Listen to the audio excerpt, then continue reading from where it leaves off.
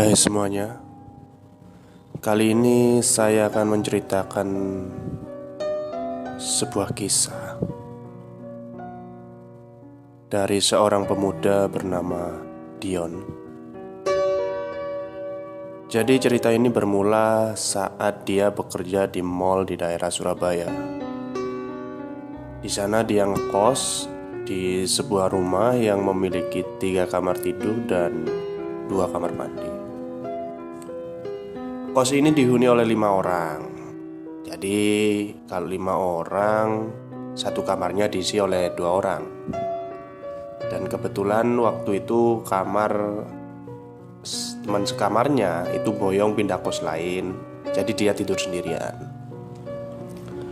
Dan singkat cerita, saat berangkat dan pulang kerja, dia itu melewati sebuah area di mana area itu terdapat sebuah rumah kosong. Di kanan kirinya tidak ada rumah, hanya seperti kebun gitu. Hanya ada rumah kosong satu. Jarak kanan kiri itu jarak mungkin 5-4 meter. Memang kalau pagi atau siang hari area tersebut bisa banyak orang lalu lalang. Tapi kalau sudah jam 10 malam, daerah tersebut sudah sepi. Dia sendiri, Dion ini sering pulang malam karena memang jam selesai kerjanya jam 8 malam. Jadi saat hari Selasa, pada saat pulang malam-malam itu dari kejauhan, Dion itu melihat sebuah lampu petromak bersinar. Saat dia semakin dekat, ternyata itu adalah gerobak nasi goreng. Dan entah kenapa Dion waktu itu tiba-tiba lapar, padahal di kantor tadi udah makan. Lapar karena mencium bau masakan nasi goreng si abang nasi goreng ini. Langsung aja Dion berkata, ini dialognya, "Pak, nasinya masih ada?" "Oh masih bos," kata abangnya. "Pesen satu dimakan sini ya pak," jawabnya. "Oke mas, tapi tunggu bentar ya, saya mau buatin bapaknya dulu," katanya bapak nasi goreng tadi. Dian pun tengok kanan tengok kiri karena waktu itu dia hanya sendirian bersama abang nasi gorengnya itu. Dan saat tengok kanan tengok kiri, amati lingkungan, tanpa disadari ternyata abang nasi goreng ini gerobaknya berhenti di depan pas seberang rumah kosong yang biasa dilewati oleh Dion. Jadi Dion pun berkata pada bapaknya, "Bapak yang mana pak yang pesan?" Berkata pada tukang nasi gorengnya itu, "Loh, bapaknya yang pesan kemana pak? Kok nggak ada?" "Nggak tahu mas, tadi pamit bentar masuk ke rumah itu," sambil kata pak abang nasi gorengnya sambil nuju rumah kosong tersebut. Akhirnya Dian pun tidak menghiraukan lah ya. Dia karena nasi gorengnya sudah jadi, lalu dia asik makan. Lalu setelah makan, dia menyodorkan uang kepada abangnya sembari membayar. Terus Dian ngomong ke bapaknya, "Daripada sampean lama nunggu di sini pak, mending orangnya dipanggil aja pak." Terus abangnya jawab gini, "Maunya sih gitu mas, tapi kok aku agak merinding ya."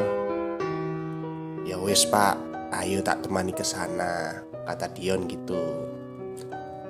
Terus akhirnya abang nasi gorengnya itu langsung menuju ke arah rumah kosong tersebut sama Dion. Sesampainya di pagar, si Dion ini mikir, ini rumah kalau malam siapa ya yang hidupin lampunya? Lampu terasnya maksudnya. Terus katanya kan rumah kosong. Dion mikirnya gitu, siapa yang hidupin lampunya gitu. Dion ngomong lagi, "Pak, ayo sampean yang manggil." "Iya mas," jawab si tukang abang nasi gorengnya tadi. "Pak, nasi gorengnya udah jadi," teriak abangnya tadi. Abang nasi goreng berteriak-teriak berulang-ulang namun gak ada jawaban. Dan akhirnya Dion pun berinisiatif untuk mengajak abangnya kembali ke gerobaknya yang ada di seberang jalan. Dion ngomong sama bapaknya ini, abangnya ini, "Pak, sampean itu yakin tak orang yang beli nasi goreng ini masuk ke rumah itu?" Kata Dion. "Iya mas, wong bapaknya tadi ada di depan pagar rumah waktu manggil saya," jawab si abang nasi gorengnya.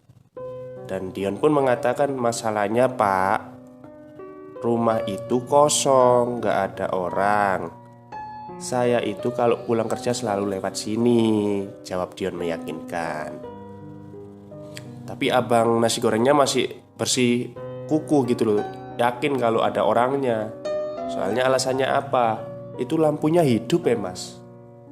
Terus si Dion ini jawab, "Setiap hari memang lampu teresnya itu hidup pak. Kalau malam saya pun gak tahu siapa yang hidupin. Tapi bapak kan bisa lihat dari jendela rumahnya kalau di dalamnya kosong. Maksudnya itu gelap gitu loh." Dan setelah saling berpandangan lama, bapaknya ngomong, "Wah, aku kok jadi merinding gini ya mas." Akhirnya si Dion berinisiatif ngomong, "Wis pak, mending sampean pulang aja daripada nunggu lama."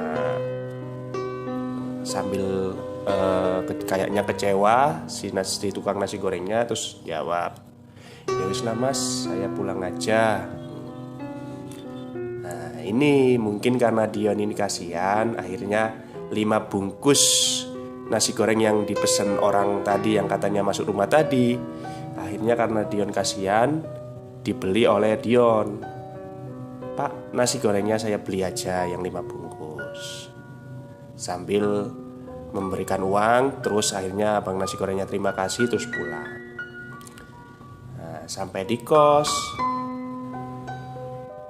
Dion ini ngasih nasi goreng ke teman-temannya karena dia sudah kenyang. Nah, teman-temannya pun ngomong, "Wah udah kenyang wis." Akhirnya sama Dion ditaruh di dapur, barangkali nanti kalau malam ada yang makan. Nah, Dion ngomong tepat menunjukkan waktu pukul 1. Dia gak bisa tidur, padahal besok kerja pagi. Saat tiba-tiba Dion itu mulai terlelap, di daerah dapur itu terdengar, arah dapur itu terdengar suara kelontang-kelontang orang makan. Pikir Dion itu gini, tengah malam siapa ya yang makan? Batin Dion. Ya karena Dion ini sudah mulai mengantuk, jadi dia tidak menghiraukan hal tersebut, jadi langsung tidur aja gitu loh. Pagi hari akhirnya setelah pukul sekitar 7 Dion bangun. Tapi badan Dion ini rasanya berat banget, capek. Terus dia diketok oleh pintu kamarnya diketok sama temennya tuh. "Dion, kamu gak kerja?" "Oh iya aku kerja," jawab Dion nih. Akhirnya dia berjalan, ngambil peralatan mandi, terus menuju kamar mandi. Saat lewat dapur, Dion ini melihat bungkusan nasi goreng yang sudah habis dimakan, namun bungkusannya masih berantakan, tidak dibuang di tempat sampah. Dion ngomong, "Wah, anak-anak ini kurang ajar. Sudah dikasih nasi goreng, malah bungkusnya gak dibuang di sampah gitu loh." Akhirnya Dion pun yang membereskan semuanya, dibuang ke sampah dan mandi. Pukul sekitar 2 siang, Dion izin pulang nih dari kantor karena gak enak badan. Dari pagi badannya kayak berat gitu loh mas. Nah, sesampainya di kos, dia menjumpai teman kosnya duduk merokok di teras kosnya itu. Terus temennya ngomong, "Jam segini kok udah pulang, Yon?"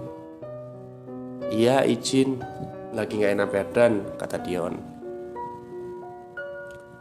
"Kebanyakan nasi goreng kali," kata temennya tadi sambil tertawa. Terus Dion jawab, "Masa makan nasi goreng satu porsi bisa sakit?" kata Dion. Loh, temennya pun kayak penasaran kan, loh, bukannya tuh nasi goreng kamu habisin semua ya? Jadi 5 bungkus itu dikira temennya itu Dion yang habisin. Loh, Dion ya jawab, "Aku itu cuma makan nasi goreng 1 piring. Itu pun di jalan, di abangnya, nggak dibungkus, itu beda." Nah, temennya pun hanya diem aja. Karena Dion sudah capek, nggak mau debat. Akhirnya dia langsung masuk ke kamar, lepas sepatu, tidur. Nah, pintunya ini dibuka sedikit supaya nggak pengap lah. Kamarnya mungkin pengap waktu itu. Kamarnya pengap. Nah, entah kenapa saat tidur itu Dion itu merasa kamarnya itu panas dan sumpek. Nah, saat buka mata, dia kaget. Dia melihat 5 orang yang tidak dikenal itu berada di kamarnya. Mereka wajahnya itu berwajah pucat tapi senyum lebar sama Dion. Senyumnya itu senyum-senyum menakutkan gitu loh. Ada 2 laki-laki dewasa dan 3 perempuan dewasa. Dan salah satu dari perempuan tadi itu duduk tepat di atas dadanya Dion. Melihat yang lain itu tersenyum melihat Dion diduduki sama perempuan tadi. Ya 5 orang tadi gitu loh. Nah, perempuan yang nindih tadi, yang duduk di atas dadanya Dion tadi, senyum terus ngomong sama Dion, "Pesanan kami kok dibawa pulang, Mas?" kata Dion sih gitu. Dion pengen bangun tapi nggak bisa. Akhirnya dia mencoba tenang, berpikir mungkin ini hanyalah mimpi. Akhirnya dia berinisiatif untuk memejamkan matanya dan berharap ketika membuka matanya ini semua berakhir. Tapi ternyata sia-sia. Saat buka mata kembali, mereka masih ada di kamarnya Dion. Gitu. Dion ini bingung, ini kayak mimpi tapi terlalu nyata. Badannya itu kaku kayak tindian gitu. Gak bisa bangun, teriak, gak keluar suara dari mulutnya. Akhirnya dia pun berdoa. Akhirnya dia tersadar dan bangun. Waktu itu pas waktu Dion bangun, suara adzan maghrib berkumandang. Dia masih shock. Dan tiba-tiba si Aldi nih yang tadi ngerokok di depan teras, itu namanya Aldi. Dia datang ke kamarnya Dion, terus ngajak Dion itu keluar.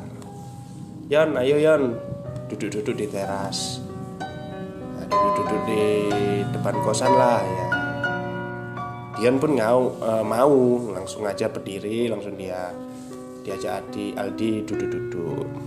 Nah, si Aldi ini tanya, "Kamu nggak apa-apa, Yon?"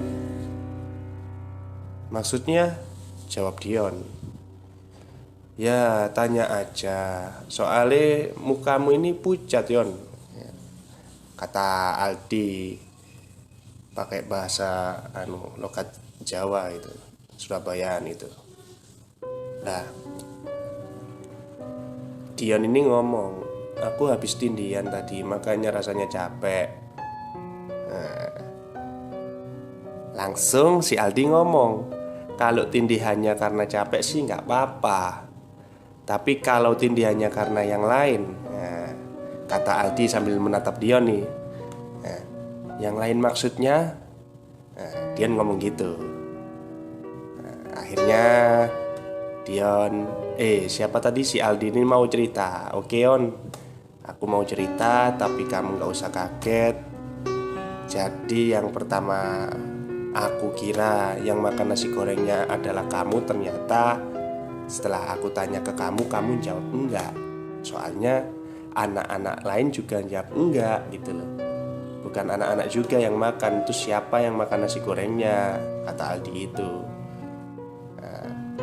Si Aldi ngomong lagi, nggak tahu kenapa ya, aku biasanya masa bodoh dengan hal seperti ini. Tapi beneran akhirnya si Aldi ini penasaran, ngomong gitu. Dan penasarannya pun terjawab. Nasi goreng yang Dion beli itu sebenarnya bukan untuk manusia, kata Aldi nih. Nah, Dion kaget. Wah, yang bener kamu Al, kata siapa? Jadi Aldi gak jawab. Aldi ini langsung ngajak Dion ke rumah seorang tokoh masyarakat di desa itu. Dia di kampung itu, namanya Pak Suhar. Nah, Pak Suhar ini merupakan seorang tokoh masyarakat di kampung tempat Aldi dan Dion ngontrak. Setelah masuk, berbincang-bincang, akhirnya Pak Suhar ngomong, gini Mas Dion, Aldi ini anak indigo. Dia diberi kelebihan oleh Gusti Allah untuk bisa melihat makhluk halus. Dan kebetulan ada beberapa makhluk halus yang mengikuti sampean, bahkan kontak fisik dengan sampean. Nah, si Dion nih mulai kaget, terus serius nih mendengar penjelasan dari Pak Suhar. Setelah menceritakan kronologinya semuanya, awal bagaimana aku tindian, terus bagaimana aku bebas dari tindian, terus awal-awal dia tindian itu diceritakan semua sama si Dion. Sampai akhirnya Pak Suhar menyarankan malam ini kita harus ke tempat Dion membeli nasi goreng. Tapi sebelumnya kita mampir dulu ke kontrakan, kata Pak Suhar. Pak Suhar ngomongnya mau ngambil mereka dalam tanda kutip untuk dikembalikan ke tempat asalnya. Malam nih, akhirnya perjalanan ke sana malam-malam sampai di depan pagar rumah kosong itu. Di pagar rumah kosong yang tempat apa itu namanya, Dion membeli nasi goreng itu, Pak Suhar ngomong, gak usah takut kalau ada kejadian aneh, kata Pak Suhar. Dion sama Aldi mantuk-mantuk aja, ngangguk aja. Nah, Pak Suhar mengeluarkan sesuatu dari jaketnya itu seperti cincin akik. Sambil komat kamit, Pak Suhar mengangkat tangannya ke kanan, tangan kanannya maksudnya diangkat, dan seketika terdengar suara cekikikan dan tertawa dari dalam rumah tersebut. Dan suara tertawanya itu bukan hanya suara wanita, tapi juga ada suara laki-laki. Dion nih kaget. Yon, kamu dengar gak? Katanya Aldi tiba-tiba. Dion ini sebenarnya dengar dan kaget gitu loh, tapi dia diam aja lah, diam aja terus biar Pak Suhar konsentrasi gitu. Akhirnya setelah hampir 10 menit Pak Suhar selesai komat kamit dan berkata pada si Dion sama Aldi ini, Aldi, sekarang tolong kamu belikan saya 1 bungkus nasi goreng dan beri 5 kembang melati di dalamnya. Pak Suhar ngomong gitu sama Aldi. Nah, si Dion ini mau ikut tapi dicegah sama Pak Suhar. Wes, kamu gak usah ikut Aldi, biar Aldi aja. kamu di sini saja temani saya. Aldi pun nurut, Dion itu pun nurut, akhirnya menemani Pak Suhar. Nah, tepat pukul sekitar setengah 12, angin malam itu sudah mulai menusuk-nusuk gitu loh, dingin. Padahal si Dion ini pakai jaket yang cukup tebal. Nah, saat melihat jam tangannya tuh kan Dion waktu itu ngomong dilengkapi dengan pengukur suhu. Ya jam tangan gunung ya. Dia kaget karena suhunya mencapai 17 derajat Celcius. Ini sih kayak di gunung, pikirnya Dion waktu itu. Ini apa jamnya yang rusak atau memang suhunya memang kayak gini gitu loh. Padahal ini kan di daerah perkotaan gitu loh, kampung perkotaan, kok kayak gunung gitu. Nah, gak lama kemudian si Aldi ini datang, terus bawa nasi goreng. Maaf Pak, saya lama tadi kesulitan mencari kembangnya dan akhirnya saya dapat kok. Gak apa-apa Al, wong belum lewat waktu subuh, kata Pak Suhar tadi. Akhirnya nasi goreng tadi dibuka, terus ditaruh pas di depan pagar. Nah, setelah itu ya seperti tadi Pak Suhar berkomat kamit, dan akhirnya mereka kembali pulang. Saat di rumah Pak Suhar ngomong ke Dion, kamu sekarang bisa balik ke kosan sama Aldi.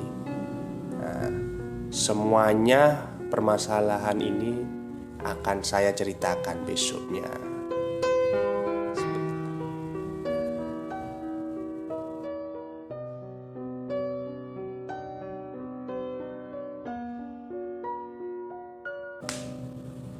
Keesokan harinya, setelah pulang kerja, aku dan Aldi berangkat untuk menemui Pak Suhar.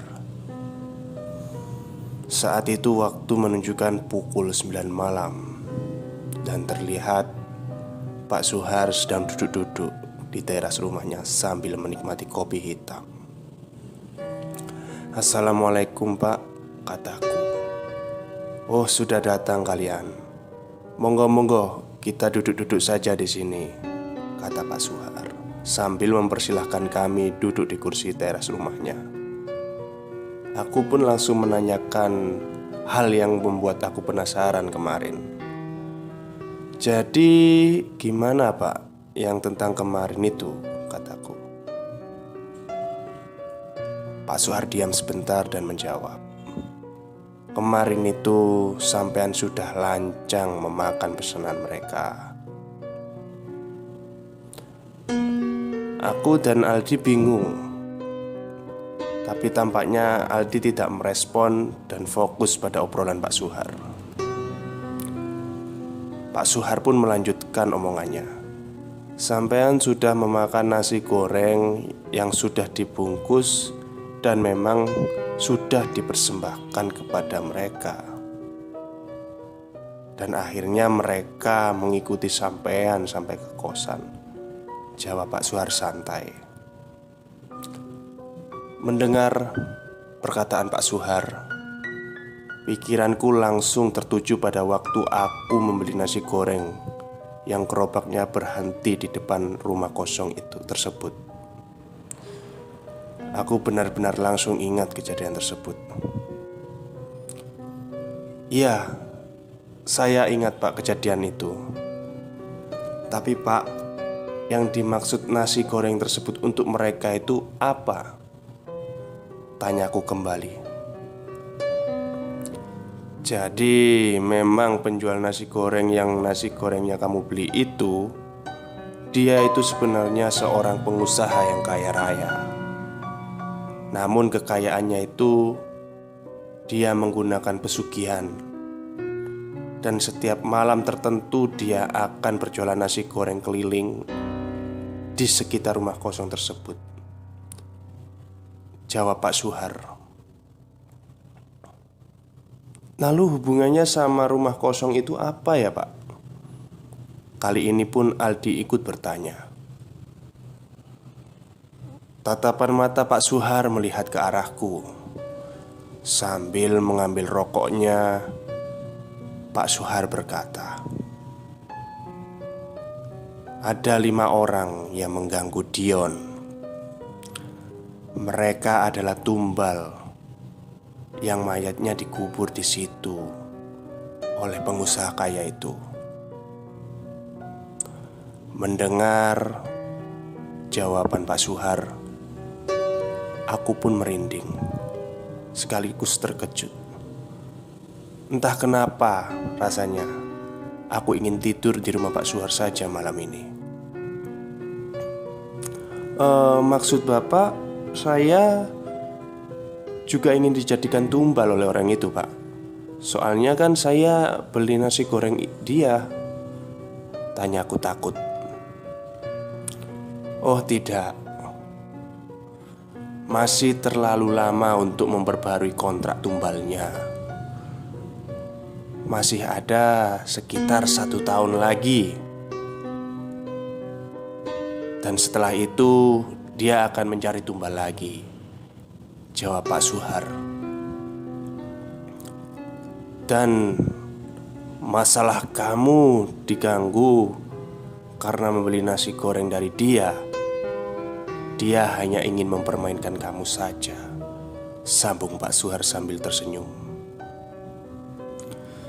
Semenjak kejadian itu berakhir, aku sudah bisa beraktivitas normal seperti biasanya. Pulang malam sudah menjadi hal yang normal lagi. Setiap hari aku pulang malam tidak terjadi apa-apa. Melewati rumah itu pun terasa biasa saja. Sampai pada akhirnya 6 bulan setelah kejadian itu, penjual nasi goreng tersebut muncul kembali. Dari kejauhan, aku sudah menduga pasti itu dia. Pada saat aku melewatinya, pas di depan rumah kosong tersebut, dia hanya memandangku sambil tersenyum. Aku pun tidak menghiraukannya dan langsung mengegas sepeda motorku.